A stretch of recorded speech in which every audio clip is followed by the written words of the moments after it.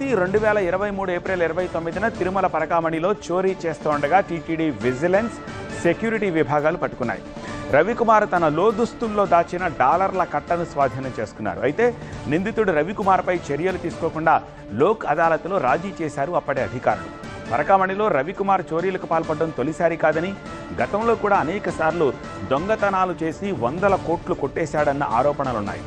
రవికుమార్ చోరీల వెనుక టీటీడీ అధికారులతో పాటు అప్పటి ప్రభుత్వ పెద్దల పాత్ర ఉందని ఆరోపిస్తున్నారు TTD board member Bhanuprakash Reddy.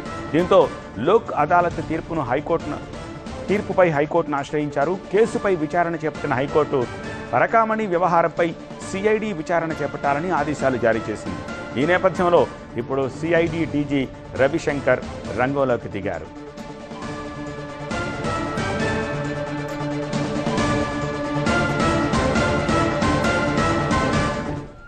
Tirupati rural మండలం అవిలాలలో అగ్ని ప్రమాదం జరిగింది. దానికి సంబంధించిన బ్రేకింగ్ న్యూస్. షార్ట్ సర్క్యూట్ కారణంగా ఈ ప్రమాదం జరిగినట్టుగా తెలుస్తోంది. షార్ట్ సర్క్యూట్ కారణంగా ఒక ఇంట్లో మంటలు చెలరేగాయి. మంటలు గమనించి బయటకు వచ్చేశారు తల్లి కొడుకు. ఇంట్లో ఉన్న విలువైన వస్తువుల కోసం ఇంట్లోకి వెళ్లాడు కొడుకు. అయితే మంటల్లో చిక్కుకుని మునికుమార్ మృతి చెందినట్టుగా తెలుస్తోంది. దానికి సంబంధించిన దృశ్యాల్ని కూడా మనం చూస్తూ ఉన్నాం.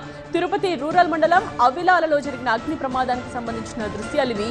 షార్ట్ సర్క్యూట్ కారణంగా ఇంట్లో ఒక్కసారిగా మంటలు చెలరేగాయి. అయితే మంటలు గమనించి వెంటనే తల్లి కొడుకు బయటకు వచ్చేశారు. కానీ ఇంట్లో కొన్ని విలువైన వస్తువులు ఉన్నాయి, తీసుకొస్తాను అని చెప్పి ఇంట్లోకి వెళ్ళాడు కొడుకు. మంటల్లోనే చిక్కుకుని మునికుమార్ మృతి చెందారు.